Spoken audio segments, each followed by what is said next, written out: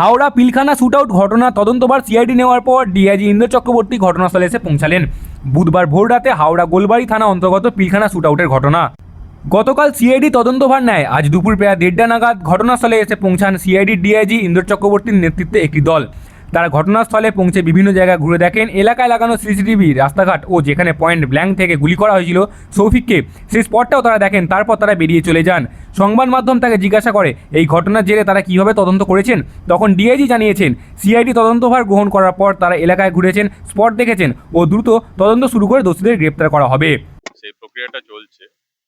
তার মধ্যে এখানে যে পিও আছে, সেই পিওটা আমাদের যারা আইও আছেন, অফিসার আছেন, তারা ভিজিট করবে। আমরা ওই জায়গাটা দেখলাম যেখানে ঘটনাটা হয়েছে। তারপরে যেটা আছে সেটা তদন্তের প্রক্রিয়া।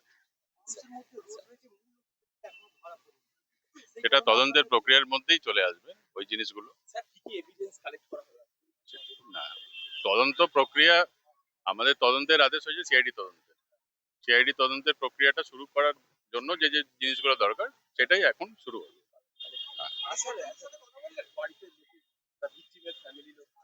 সেগুলো সবই হবে, আর আমাদের অফিসার এবং টিম যা আছে সেগুলো সব একে একে করবে।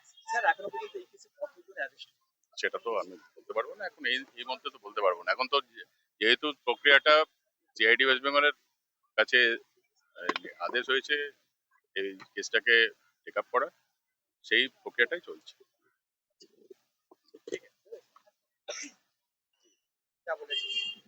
हम लोग का तो मांग था सीआईडी का, तो गोलाबाड़ी के जो हमारे ऑफिसर लोग थे वो लोग सीआईडी को बुलाए हैं यहाँ पर अभी। अब सीआईडी का जो काम है वो सीआईडी लोग अपना करेंगे। आप लोग खुश है? पुलिस जी हाँ, हम लोग बहुत खुश है। अरेस्ट हुआ है, जी हाँ, आर्म्स भी बरामद हो गया। जी जी अभी दोनों अभी नहीं पकड़े हैं।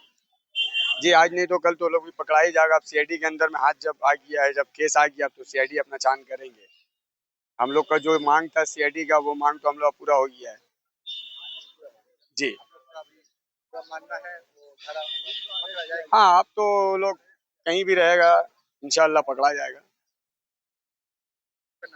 मेरा नाम Mohammad Zahid Khan. Bureau report, bengaltv.in।